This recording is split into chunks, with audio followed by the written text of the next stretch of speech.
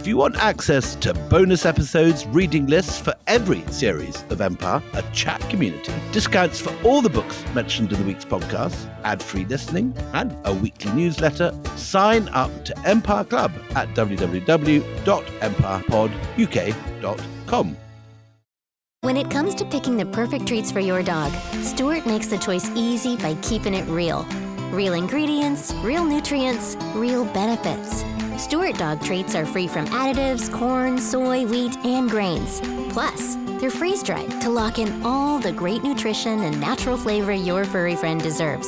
Stuart freeze-dried dog treats. Big, tail-wagging nutritional benefits. Available on Amazon and Chewy. Learn more at stuartpet.com. TaxAct can think of a million things more fun than filing taxes. TaxAct is going to name some now. Sitting in traffic. Folding a fitted bedsheet. Listening to your coworker talk about his fantasy team. Digging a hole. Digging an even larger hole next to that original hole. Unfortunately, TaxAct's filing software can't make taxes fun. But TaxAct can help you get them done. TaxAct. Let's get them over with. I'm Jason Palmer, one of the hosts of The Intelligence, The Economist's daily current affairs podcast.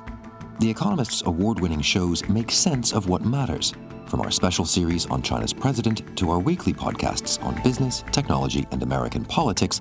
Our journalists provide fair, in-depth reporting on the events shaping the world. To get the annual plan for less than $2.50 per month, search for Economist Podcasts Plus to start listening today.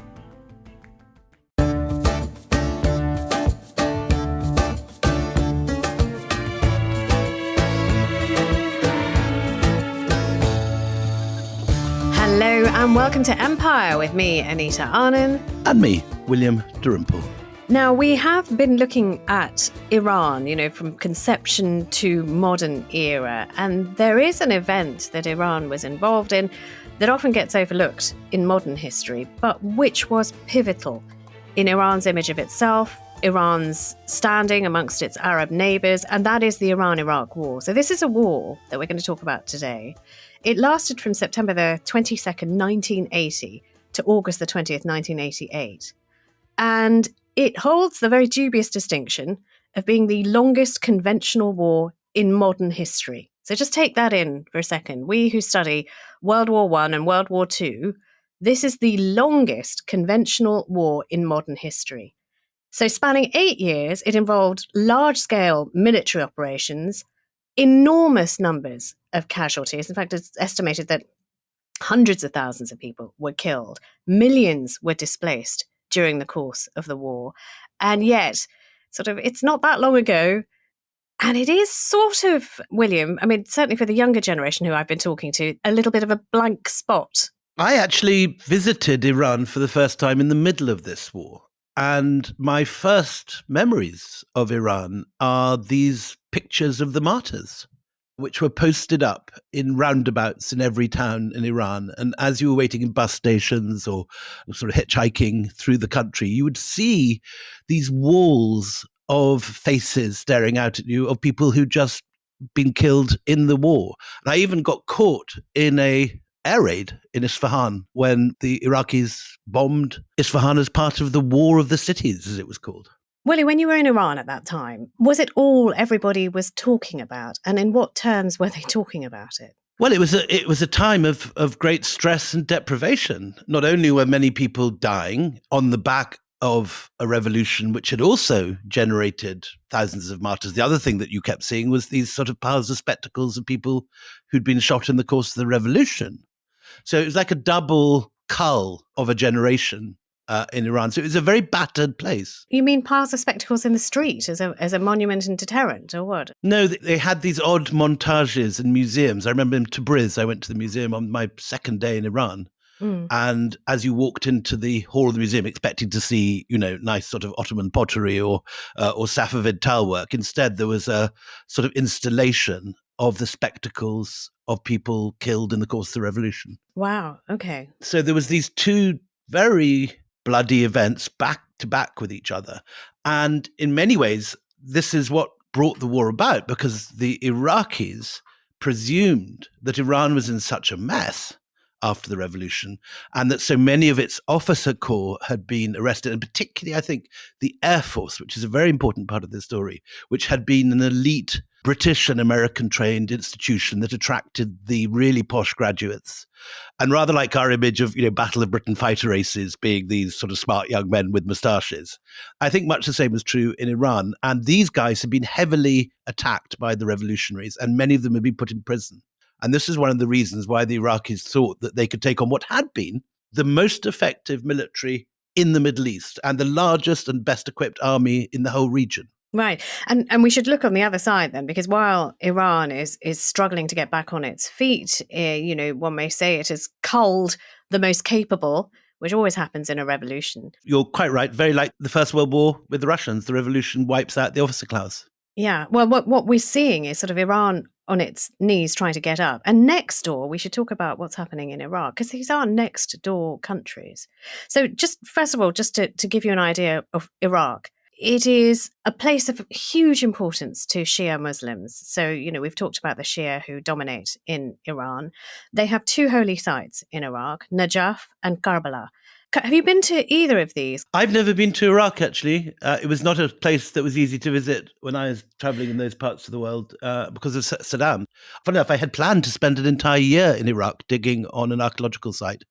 And the British School of Archaeology, which I was going to be attached to, was closed down by Saddam as a nest of British spies, so I never got there. Well, I mean, he kind of has a point. Didn't we say Lawrence of Arabia came up through the trowel and the geological survey? Though I think certainly in the case of Lawrence of Arabia, he genuinely was an archaeologist before he became anything else. Yeah, I'm just saying. I mean, had you gone, who knows what you would have become. But look, the 1970s in Iran, we've got, an exhausted country next door to Iraq, which is not actually weak at all, which has been benefiting a lot from foreign aid, foreign intervention, and is under the control of a man we should talk about, who is fascinating, whose name, I mean, even the young'uns of you out there will know, Saddam Hussein. Yes, you tell us about Saddam, Anita, because you, I know, have been doing a lot of reading about his background. I have, yeah. No, I mean, we share a birthday. That's the first thing to mention. I'd always suspect it. I always thought there was something suspicious about you, Anita Allen. Back of the net for Dalrymple. So look, Saddam Hussein was born in 1937 in the village of Al-Awja. It's a place near Tikrit, and that's important. Tikrit is very, very important to Saddam, and it will be important to his entire governing style. And it's one of the poorest areas of Iraq, isn't it? Yeah. And his father was poor among the poor in Tikrit. He very, very modest means. And his father died before he was even born. So, here he is. We love an origin story which tries to explain the psyche of a man who then wants to become the strongest man in the world. And we sort of went through this time after time with our Afghan characters. And indeed, at the beginning of the Iranian series, we did too. But his early years were marked by terrible poverty and hardship. So he's raised by his widowed mother and his extended Tikriti family. So this is not just, a nuclear family as we know it. This is a tribal thing. There is an allegiance, a blood allegiance, which is as strong as a mother, father, brother, sister who's bringing him up. But what happens, is that he then, fortuitously maybe you might say, but his mother marries again, and this time marries somebody who is a lot more wealthy. And so suddenly, he has this difference in experience of being very poor, with nothing, raised by a tribe, and suddenly having money and influence. So these are sort of this cauldron of experiences, very, very young in his life. And then, William, his new family arises, and that's the Ba'ath Party. And this is, I think, again, a very important part of the story because it's part of that, in a sense, lost world of Arab nationalism. This is the world where you've got these secular nationalist parties. And in the case of the Ba'ath Party, it's founded by a Christian, Michel Aflaq. And I think this is a very important part of what the West failed to understand about Saddam's Iraq, because whatever else it was, the Ba'ath Party was an entirely secular party, and Saddam was always suspicious of clerics and overzealous Muslim revolutionaries, which is why the mistake that the Bush government made later at the end of the story, invading Iraq after 9/11, because they perceived some spurious link between the Baathists and the 9/11 hijacking, which was completely false. And for all his many, many sins, and I'm not in any sense even beginning to whitewash Saddam, who was a hideous character in many, many ways, but he was a hideous secular character. The Baath Party, which he climbed up, was an Arab nationalist secular party. It was not the sort of Islamist parties that we see in the region now. No, I mean, you mentioned one of the founders of the Baath Party, and we should say, it was founded in the 1950s, and the guy that you talked about, Michel Aflaq, was a Syrian philosopher. The co-founder as well, a man called Salah al-Din al-Bitar, is also a Syrian politician. So one is a philosopher, one is a politician, and they try to come up with this framework that will work in the Arab world, which does not rely on religious imams to control it, because I guess the thought being that, these ways of running things are capricious and sometimes not open to modernization. And this is very much on the Nasserite model, I think, that it's anti-imperialist, it's socialist, it's nationalist, and it's pan-Arab. Yeah, the pan-Arab thing is really important because the centre of the Baathist philosophy was Arab unity. So they talk about, in a lot of their literature, Arab unity, cultural revival, rejection of sectarianism, of tribalism. They want to create a centralised state. They want to create somewhere where, and I guess Iraq and Syria notionally are the heartbeat of this new empire, if you like, the Baathist ideal of their new empire, which will match but also interface with the modern world, which is why there's this great keenness to move away from what is seen as sort of the old ways. And Iran is now run by an Ayatollah, who is embracing the old ways, who embodies the old ways, who only talks about going right back to Quranic scripture for guidance. And for that reason, Saddam despises the Ayatollah and despises Iran and thinks it must now be very weak. I think it's mutual, isn't it? Wait, they're not great fans of each other. They're not great fans of each other. I mean, they're not going to go, have a cup of coffee together. They loathe each other personally and philosophically. The other thing I think that we haven't said that's quite important to lay as groundwork here is the fact that historically, most of what is now Iraq, and this is again one of these British creations in the immediate post-World War I period, is the period that Iraq is created. But historically, a lot of Iraq is the old heartlands of the ancient Persian Empire, and the major sites like Baghdad and the Sasanian capital Ctesiphon are all in modern Iraq, not in Iran. And the same is true, as you said at the beginning, with the really holy sites of Shiism. Karbala and Najaf are both over the border. So you've got two different boundaries here that play an important part in this story. On one hand, you've got the boundary between the Persians and the Arabs, and the Persians have a deep dislike of the Arabs, who they regard as having destroyed the ancient Persianate culture in many cases. But you've also got the boundary between Sunni and Shia, and these do not follow the same boundaries. The Shia parts of Iraq are the parts next to Iran, but there's a great deal of Iraq which is majority Shia. In fact, the whole country is now definitely majority Shia. And if you look historically at the boundaries, they move backwards and forwards between those two, between the boundaries of Persianness and the boundaries of Shia-ness. And it is the Ottomans who basically form what became the boundary established by the British with the modern state due to the victories won by Suleiman the Magnificent, I think, but one of those early Ottoman caliphs. And he defeats the Safavids, and that border is more or less what was founded then, I think, in 1639. Although, I mean, talking about borders, I mean, that is an ancient border line, but this war definitely flares up around a newer, more modern border. Correct. And that is this particularly long waterway, the Shatt al-Arab waterway. It served as a long border between Iran and Iraq. Iraq always claimed the entirety of this waterway, saying it is part of Iraq. Iran argued for a border based on something called the Thalweg principle. Have you come across the Thalweg principle? I haven't come across that. The Thalweg principle, it would give one side control over one bank. So it would mean that Iran has control over its eastern bank and Iraq could, look after its own bank. And Iraq basically said, No. It's both, but they both belong to us. Just one other note on what the region was like. I mean, you talked about the Ottomans sort of uniting under one idea. I mean, the Ba'athist Party also was not just restricted to Iraq and this ideology. And by the way, don't for one second think that there weren't atrocities going on under a Ba'athist regime, because they were notorious for human rights abuses, suspension of rule of law, torture. No freedom of speech, no free press. Yeah, exactly. People were frightened of, secret police under the Ba'athists as well. I remember friends that were going in to report in Iraq at the period of the war and shortly afterwards. And I think everyone always found it, of all the Middle Eastern countries, the one where people were willing to talk less freely. Yeah. No one would ever chat to you about politics at all because they were terrified of being picked up by the Mukhabarat, the secret service. Yeah, I mean, and in Syria, figures that we've talked about, Hafez al-Assad, who we spoke about with Kim Gattas. What does she call him? That he was trying to act like the fireman, but he was in fact the arsonist. Do you remember?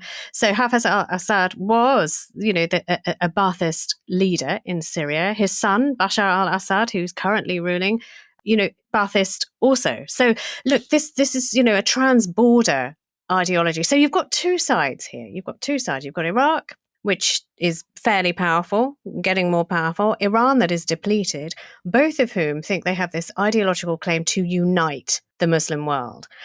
So that is the recipe and backdrop for what happens on September the 22nd, 1980. It's geopolitics, it's religion, it's ambition. And simple desire to control the very rich waterways that contain a great deal of oil. Yeah.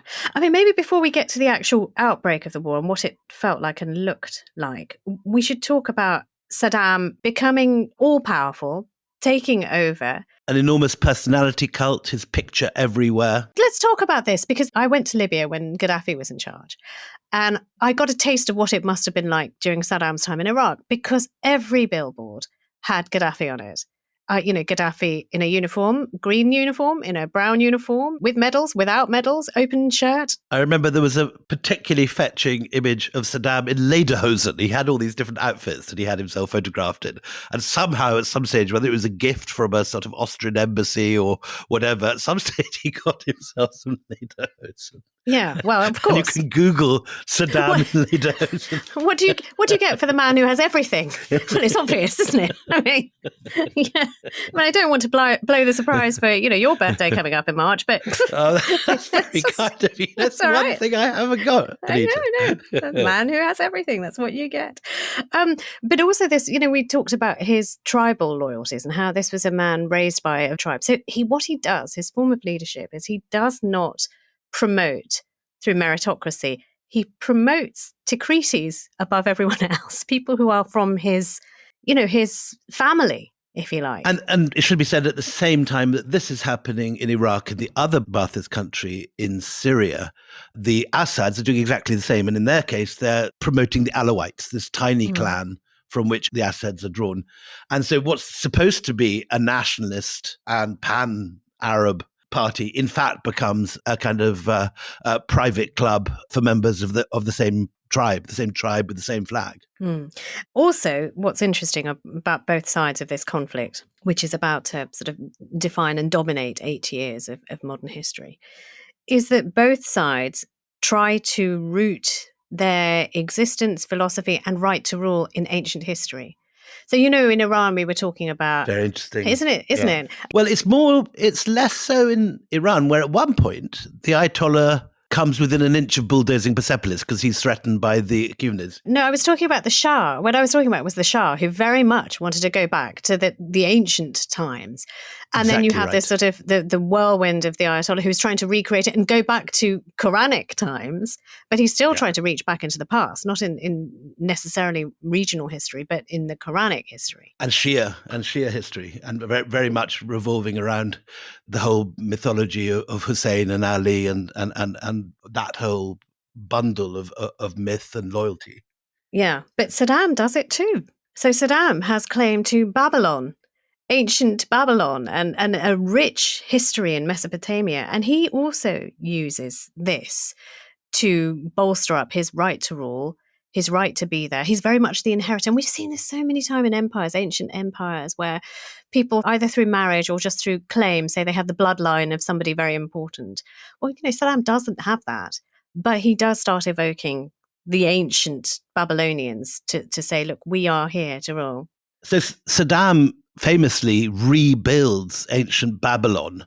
And if you look at the original excavation pictures from the 1930s, this is very, very crumbly brick crumbling into the sand. And even the Ishtar Gate, which you see now in the Berlin Museum, is sort of half fallen apart. But Saddam decided he's just going to rebuild it with modern brick. And so you have this sort of rather pointless reconstruction in sort of very, very harsh new brick that doesn't look at all like a ruin. It just looks like a modern sort of pile of bricks. It's really it's interesting, this, and it does really set the cat among the pigeons, because you have, I mean, I've seen it very recently in Punjab when I went to Amritsar, and every single time I go there, there are more ancient alleyways which are made of very new brick. And it sort of it feels a bit like the Disneyfication of history. Well, in this sort of, nouveau monarchy that Saddam has created for himself, if you want to call it that. And William mentioned the Mukhabarat, which again we should maybe explain a little more who they were. But they are described as the best organised and most efficient secret service in the Arab world. But not in a good way. No, in a terrifying way. People would disappear for ages. They'd be taken to terrible torture chambers. Yeah. Abu Ghraib was a very popular destination for any dissident in Iraq, long before you heard about it after the more modern American Iraq war. So, you've got this guy who is ruling as a secular with this iron fist, using terror to keep his people in line. You also have him pillorying people who have religious beliefs that they hold on to. Not everybody is a Ba'athist. I mean, to get on, you sign on to be in the Ba'athist party, but you still worship in your own way. But he mocks the Shia Muslims. He describes them as Persian sympathizers, that if you are a Shia and if you're declaring yourself a Shia, you must be a Persian. He denigrates the Iranians as being Zoroastrians because he knows that's really going to bug the Ayatollah. So he starts sort of like poking all sorts of bears. And the Kurds, we haven't talked about the Kurds, and you should maybe remind everybody who the Kurds are, because they are not bounded by a national boundary. They don't have their own country, although they would like one. Tell us who they are and what they believe. So the Kurds are an ancient people who in the 20th and 21st century found themselves split over multiple borders. There are Kurds in Syria, there are Kurds in Iran, there are Kurds in Iraq, and there was a plan in the 1921 Treaty of Sèvres to create a Kurdistan and an Armenia. Both of these countries were conceived of in the 1921 treaty. Neither came to be in their full form. Turkey annexed half of what was meant to be Armenia, and so there was only the rump of Armenia left in what became the Soviet Republic, while the Kurds found themselves permanently split between these three different countries. And in all three oscillate between trying to make the best they can under the country that they were given, and occasionally moments of dreaming of a united Kurdistan. And so you get the PKK uprising in Turkey and earlier Kurdish uprisings. You have various moments in Iran when the Kurds are fighting against the center, and you certainly have that in Western Iran, where the Kurds are large, powerful. They've got some of the richest oil-producing towns, and they, in the course of this story that we'll have today, will rise up and suffer a terrible fate at the hands of Saddam's Ba'ath Party. It's a continual story for the Kurds suffering a terrible fate. I mean, it seems to be just one chapter follows another of betrayal and abandonment for these people. There's a wonderful history of the Kurds that has a title that is very resonant of that. It's called No Friends But the Mountains. Oh, that's touching. But I was interested that they are actually Indo-Europeans. The Kurds are. They have their own language, they have their own cuisine, they have their own music. They do stand apart, and they have their own culture. And great music, and particularly in Iran, many of the greatest Iranian musicians are of Kurdish ethnicity. And they have this extraordinary musical tradition, which is much admired. And when you go to Iran, you constantly meet talented Kurdish musicians. But one thing I think we should be saying also is that we've given an impression of two countries which are gripped by very despotic regimes. Mm-hmm. We've given a picture of sort of torture and chaos in both. But I think we should also say that they both have extremely strong, well-educated middle classes at this point. Baghdad is a prosperous town, which is highly developed, and there are excellent universities.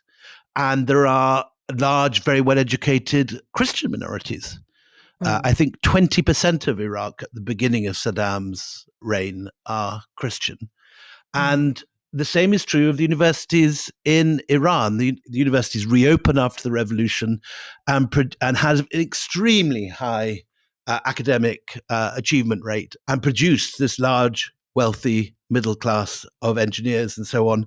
And Iran is a very prosperous country too before this war. And one of the main things that this war that we're going to describe in this story does is that it impoverishes both countries, and both countries which have enormous positive bank balances at the beginning of this story end up bankrupted and impoverished by this pointless long-running war. Also, since you're talking about percentages of minorities, I did mention that Saddam Hussein's favourite pastime was to poke the bear and sort of denigrate Shias and call them, Iranians in disguise and things like that, which is an odd thing because I was looking at the composition of his army. Now, would you do this if you were a leader? Would you poke fun at a religious belief or a religious identification that makes up 80% of your infantry and 20% of your officer class? But he does it. That is the numbers that he has. Anywho, do you remember we talked about the waterway? Shatt al-Arab. Yeah, exactly. So that becomes the start of the war. And we should say that there's no agreement among historians about the causes of this war. Some people see Saddam as this opportunist who takes the opportunity of what he sees as the decline of Iran to go in and invade. Others think that it's the use that the Ayatollah's revolutionary Iran puts to the propaganda about spreading the revolution that drives Saddam to think that he must move first before the Iranians do. But what's certainly indisputable is that the first military moves are made by Saddam's Iraqis. And on September the 22nd, 1980, they go across and they invade into Iran and have initially very, very successful thrust. Yeah. But I mean, one of the perhaps motives, which you haven't mentioned, is oil. Saddam has always had his eye on an area called Khuzestan, which was, predominantly Arab, and he always felt should be part of Iraq. And it also happens to be very oil rich. So there are all sorts of motivations. And you're right, people argue about why this happened. And he clearly believed that the Iranian Arabs would rise up and join his forces, and that it would be a quick and easy victory, which would enormously enhance his bank balance. And of course, it didn't work out like that. It didn't work out that way. And what's really interesting is that I've heard lots of first-person testimony. My wonderful colleague at the BBC, Lise Doucette, did a series a while ago where she talked to people who signed up right in those early days in 1980 to go and fight off the Iraqis for their incursion. And they were young. We're talking about people who were either 18, 19, 20, who all went and volunteered to fight because the Ayatollah had made such a good job of convincing them that, number one, this was a holy war against infidel Iraqis who were, the Baathists were infidels. Number two, that they would die. If they died in martyrdom, they would have a place in heaven with all of the promises that go with it. And that is sort of the start of that, that real ideology where to die is to be martyred, is to be lucky. And that's what drove young Iranian, and I heard sort of these the ones who survived saying, we believed that. We absolutely believed that in the early days. They come to regret it later, but they, with all their hearts, they believed it. The other thing we should say is that the early part of the war, the surprise comes with the efficiency and the amazing bravery of the Iranian Air Force. So in September, as we said, the Iraqis invade, and about 45,000 Iraqi ground troops enter Iranian territory in 4 major thrusts. And there are a series of airstrikes against 10 Iranian air bases that are meant to wipe out, just as the Israelis had wiped out the Egyptian Air Force in the 1967 war. And President Mubarak was the only person who got his plane off the ground. The future Mubarak was an Air Force pilot at that time and managed to get down to the south. So at this point, the Iraqis think that they're going to be able to wipe out the Iranian Air Force, but they fail. They make a mess of it. And the Iraqi thrust into Iran is challenged, first of all, by amazing performance by the Iranian Air Force. And what's interesting about this is the Air Force was an elite unit, which was heavily trained by the Americans and the British before the revolution. And in the course of the revolution, a lot of the pilots and a lot of the wing commanders and the senior top brass there have been put in prison. And there is a series of remarkable counter raids within the first 2 or 3 days of the invasion, when, unlike the unsuccessful raids of the Iraqis, the Iranians do succeed in shooting down aircraft, in strafing airplanes on the ground, on airfields, and dropping munitions on the runways so they can't take off. And immediately after this, the Ayatollahs and the mullahs are forced to release a lot of the jailed Air Force pilots. Yeah, the jailed elite. The jailed elite. They offer them their freedom. And these guys perform remarkably in the course of the war. And it's also a surprise to Americans and other observers who have rather patronizingly believed that since the revolution, these guys won't be able to cope without the advisors and the ground units and the spare parts. And the Iranians show an amazing ability to maintain these Phantoms and these F-4s and these very advanced weapon systems, which they've been given by the Americans, and to really show remarkable skill in using them against the Iraqis. So, I mean, you're talking about the support that, or the part that America plays. America is supporting Iraq because it feels that Iran, they need a bulwark against this fanatical ideology. They don't like the way the Shah has been done away with. They don't like their loss of influence. So they are pumping in support to Iraq during this war. Diplomatic assistance, intelligence, financial aid, they are putting everything into the Iraqi war effort.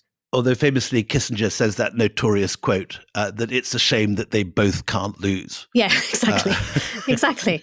But it's not just the Americans. I mean, I'm just to give you sort of the measure of muscle on both sides. Okay, you've got the Soviet Union also behind Iraq. Normally the Soviets would be on the other side of the border, but they're not either because, ideological differences with the Baathists, fine. They don't like this idea of pan-Arab state, but they also don't like Iran being resurgent and having more area that is ungovernable and inaccessible to them. So they also help the Iraqis with military equipment. They help them with tanks, which is going to be very, very important, with artillery and aircraft as well. The Arab states too. It's not just the Russians that wade in, the Soviet Union. Several Arab states in the region, I'm talking about Saudi Arabia, Kuwait, the United Arab Emirates, they're also pumping financial aid into Iraq's war against Iran. And you've got Western countries, France, Germany, they're providing military equipment, technology, training to Iraq. One of the arguments as to why, the Germans and the French are getting involved in this at all or being interested is that, it's a potential arms market. If you've got a place hungry for your weapons, that doesn't dry up. And the most improbable, seen from the present day, the most improbable ally on the other side, on the Iranian side, supplying them the aircraft parts that they need for their F-4s and their Phantoms, are the Israelis. And the Israelis make massive arms sales to the Iranians in the course of this war, because however much the Ayatollah is speaking out against Israel, Israel at this point fears Saddam Hussein and Iraq far more. Right. So look, the stage is now set. We're going to take a short break. Join us after the break. Now that you know how the sides are balanced, we'll tell you what happens when both sides clash. When it comes to picking the perfect treats for your dog, Stuart makes the choice easy by keeping it real. Real ingredients, real nutrients, real benefits. Stuart dog treats are free from additives, corn, soy, wheat, and grains.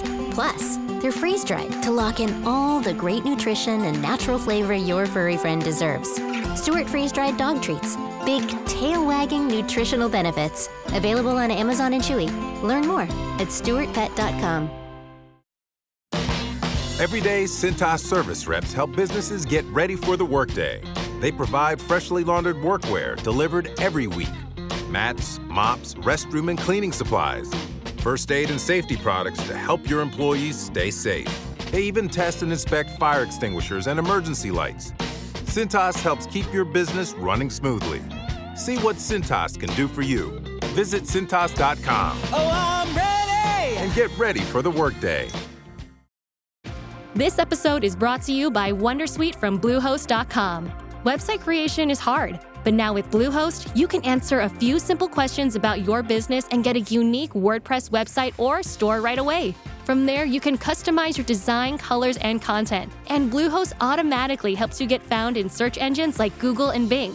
From step-by-step guidance to suggested plugins, Bluehost makes WordPress wonderful for everyone. Learn more at bluehost.com/wondersuite.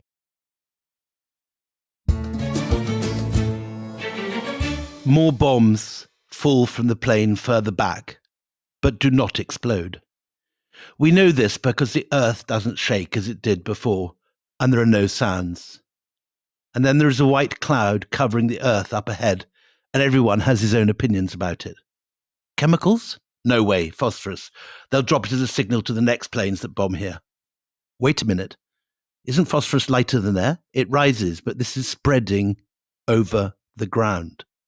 Men emerge from the white cloud and run away. All of a sudden, there is a smell of garlic. Everyone shouts, "Chemicals!" We drop frantically to the ground. Holding my breath, I put my mask over my face, tightening the straps. My heart is pounding furiously. I glance around. With their masks on, the boys look alien. Someone standing in front of me, his voice choking, says, "Can't breathe." I remove the filter cover from the front of his mask. He takes a long breath. The cloud approaches us, then passes. It feels warm inside the mask. In fact, I'm roasting. Sweat is pouring from the metal snout down my collar. The eyepieces of my mask are fogged, making everything outside look dark. I sit down and lean against the embankment. Vehicles drive past. The drivers are not wearing masks. Masood takes his off. We wait to see what will happen to him. He breathes deeply and exclaims, "No more smell." We rip off our masks and fill our lungs with cool, fresh air. I breathe freely, but my face is soaked, and my matted hair smells of rubber.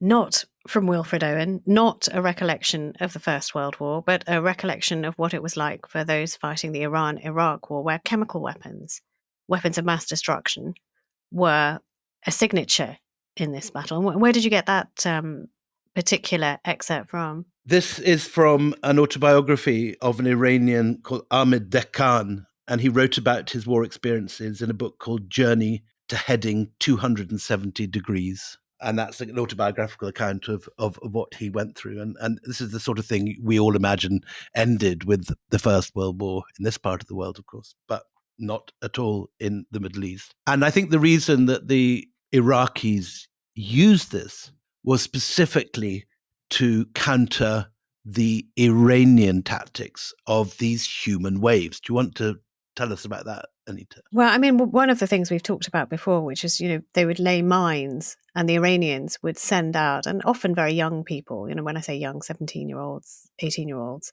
who would clear mines by walking through minefields and detonating them with their own body, and then throwing sheer force of numbers at weak points. It was very, very Earl Haig and send them over the top kind of direction that went on in the Iran-Iraq war.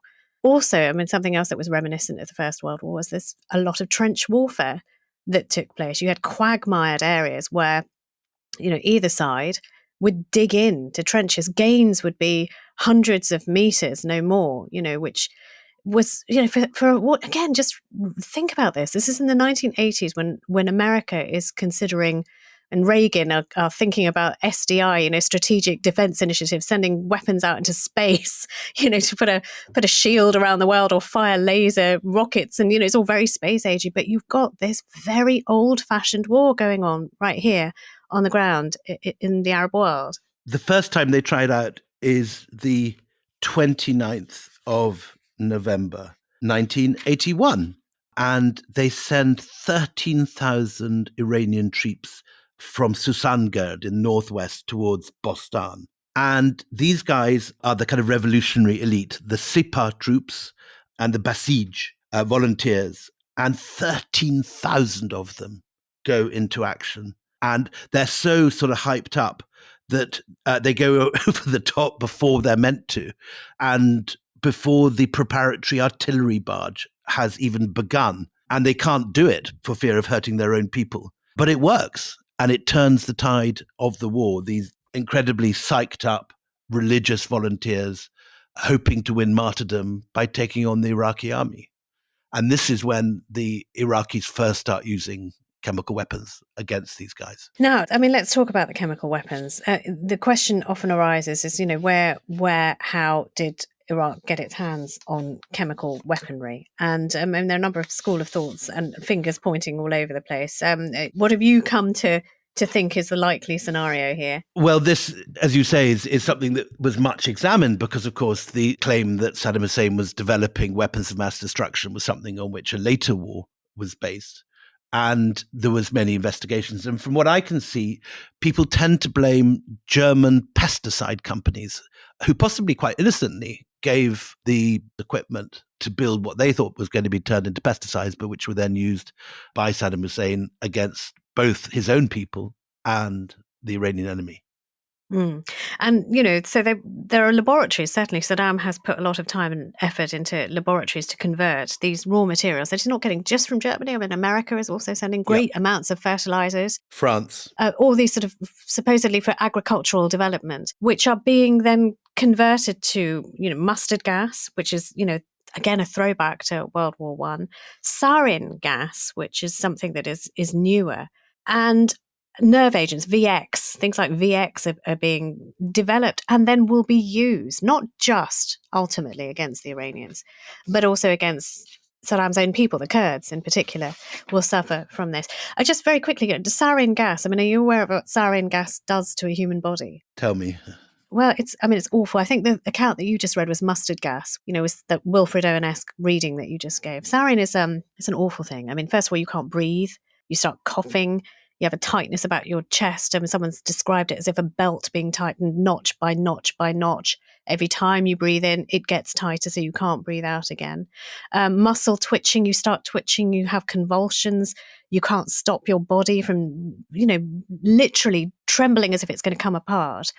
Secretions, I mean, saliva, tears, sweat, and other things you can imagine, just basically drooling. You have no control over your body, your pupils dilate, vomiting, abdominal pain, and then loss of consciousness, coma, death. That is what sarin does. Doesn't it always strike you as just extraordinary that people think about the worst thing they can do to another human being and then come up with a way of doing it and delivering it? But this is used on an industrial scale. This is not just a one-off or two-offs. He actually used it, I've got the figure in front of me, 195 times, suffocating, burning, and blinding thousands of Iranian soldiers and civilians. And according to some Iranian sources, as many as 50,000 are the casualty numbers of these gas attacks. And again, they're deemed to be effective because the Iranians do not initially have the protective equipment, unlike our friend in the reading at the beginning who did have his gas mask. Oh God! I can imagine. And we all have our what was the room in 1984? Room 101. Room 101. We all have our room 101. I have to say, the thing I would like least in the world is to be in a chemical gas attack. Well, look, all of these battles sort of start sinking into a quagmire. The initial Iraqi push into Iran is indeed pushed back to the border, but the attempts, particularly by Rafsanjani, to have a major offensive into Iraqi territory is a failure. And so the border is back to where everyone began. That no one's made any forward or backward movement. Well, you should say who Rafsanjani is. I mean, that's a name that many people will not know.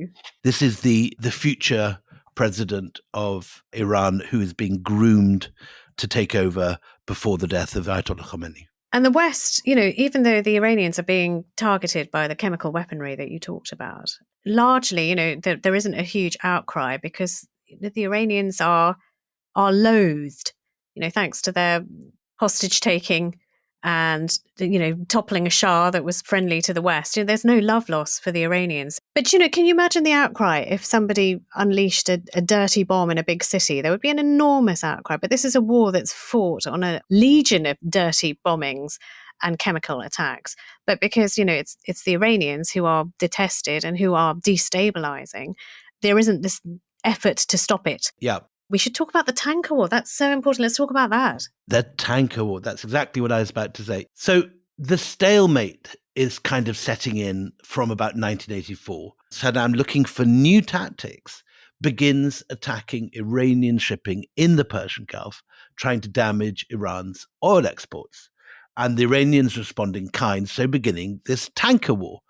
And it's quite similar to what we're seeing today in the Red Sea, with the Western forces sending warships to protect tankers to stop them being attacked. And in the middle of this, there happens this terrible tragedy. In July 1988, a US warship, the USS Vincennes, under a particularly sort of gung-ho commander, sails into Iranian territorial waters in pursuit of some Iranian gunboats.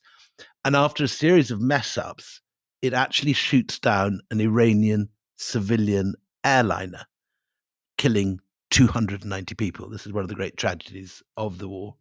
To make matters worse, the Reagan administration doesn't come clean. It makes up a load of excuses. And in fact, the commander of the Vincennes is later given a campaign medal. So what you have here is like a picture of a war that seems to have no end, where unspeakable horrors are being visited upon both sides, where you have a depletion of personnel, of expertise, of leadership, and of money on both sides. That I've got some figures on. In 1980, before the war breaks out, Iraq has been sitting on reserves of $30 billion. After only 3 years of war, this has all been spent and is soon replaced with a foreign debt of $25 billion. And the catastrophic expense of waging war has been further exaggerated by a collapse in the oil price, which is down from $26 a barrel in 1980 to only $9 in 1982. So Iraq can only continue this war against Iran with the help of the Gulf Emirates and Saudi Arabia, who are now, for the very first time, getting seriously worried about Iranian ambitions. And this is the first time you have Saudi actually sending money to fight a war against revolutionary Shia Iran. By 1988, Iraq has built up $80 billion of debt, and Iran is about the same. And they're both suffering complete financial meltdown. Well, I mean, so we limp on, and it looks as though this is a war that will never end. And that sort of suits, the rest of the world because, while they're occupied, they're not growing.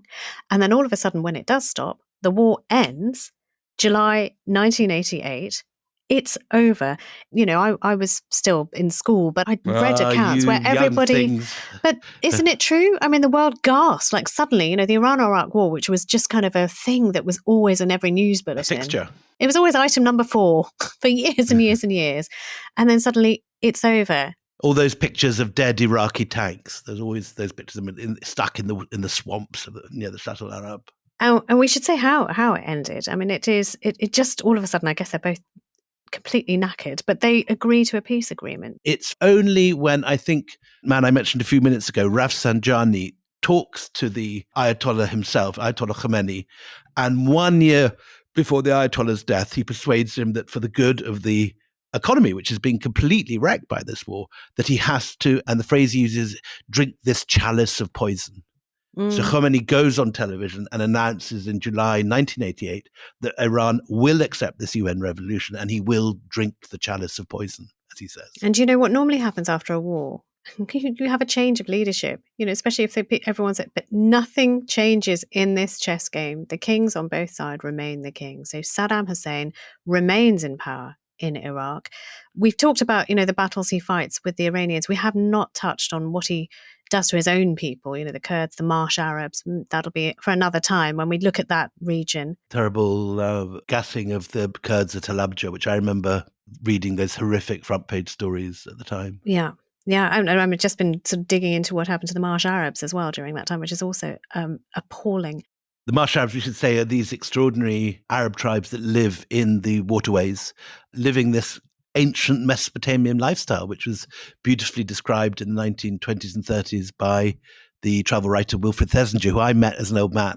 And remember talking to him about this. And he took these gorgeous photographs of these extraordinary people with the same sort of reed boats that you see in Pharaonic and Assyrian and bas reliefs.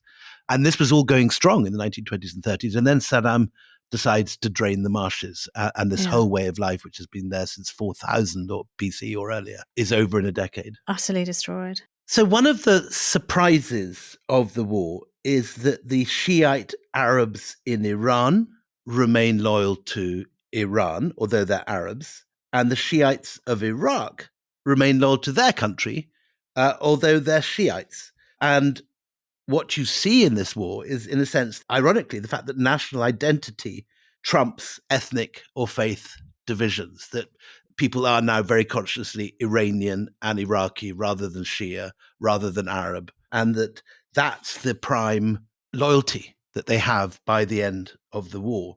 It's nationalism. Yeah, nationalism as opposed to cultural identity. It is nationalism. It's the triumph of nationalism. And of course, the big irony is that the force which ultimately leads to the biggest increase in Shia power in the region in the years to come will be, ironically, America. Because when America takes out Saddam Hussein in the second Gulf War, the Ba'ath Party falls. There's this de-Baathification drive that goes on after the second Gulf War. And the people who seize power are the Shia. So you could argue that George W. Bush is a more effective exporter of the Iranian revolution and the power of the Shiites than the Ayatollah Khomeini himself, which is a nice final thought. Well, on that rather Improbable. Yeah, just putting on my tin hat for all the letters that come in. Just leaving that now.